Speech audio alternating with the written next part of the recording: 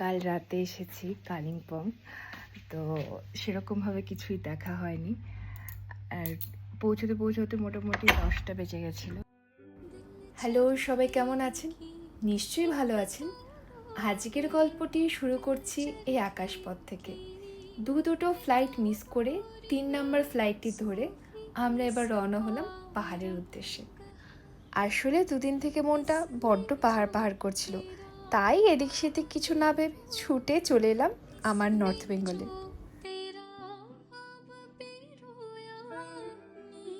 তবে আপনারা মনে হয় এখনও ওই দুটো ফ্লাইটের মাঝখানেই আটকে আছেন, কি তাই তো? আচ্ছা দাঁড়ান বাবা, ক্লিয়ার করছি। আগে এটা বলে নিই যে এটা কি খাচ্ছি। এটাকে বলে পাহাড়ি ভাষায় টাইফু। এই ধরুন কিছুটা মোর মতো দেখতে এবং খেতেও।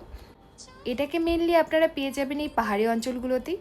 তবে ভুল করে যদি একবার কলকাতায় পেয়ে যান, বিশ্বাস করুন ট্রাই করতে যাবেন না।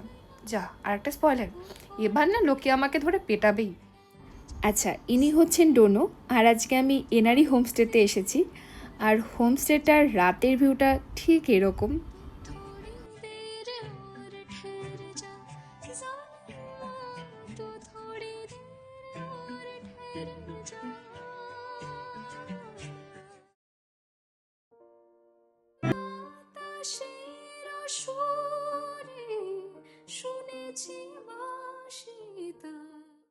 শেষ কবে আমি এরকম সবুজের মাঝখানে বসে ঘন্টার পর ঘন্টা সময় কাটিয়েছি এই মুহূর্তে আর ঠিক মনে পড়ছে না। কিন্তু দেখুন, গল্প করতে করতে আমি রাত পেরিয়ে সকাল করে দিলাম। তারপরেও ওই দুটো ফ্লাইটের মাঝখানের গল্পটা আমি বলে উঠতে পারলাম না। এরকমই হয়েছি আজকাল একটু। সে যাই হোক, কি করে একটা মানুষ দুটো ফ্লাইট মিস করতে পারে, তাও আবার একই দিনে?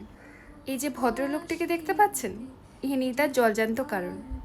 তবে ইনি যদি একবার কথা দিয়ে ফেলেন, সেটা উনি করেই ছাড়েন।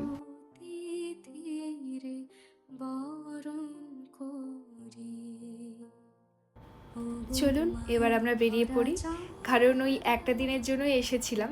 সত্যি কথা বলতে ওর সময় না হওয়াতে খুব একটা আমরা বেরোতে পারি না। ওই একটা দিনই মনে হয় আমাদের 10 দিনের সমান। যাই হোক, এবার যাওয়ার পথে পড়েছিল এরকম সুন্দর একটা ছোট্ট ঝর্ণা, যেটা দেখে মাঝপথে দাঁড়িয়ে যাই। দেখে খুব ইচ্ছে করছিল যে এখানে একটু নামবো, কিন্তু ওই যে সময়।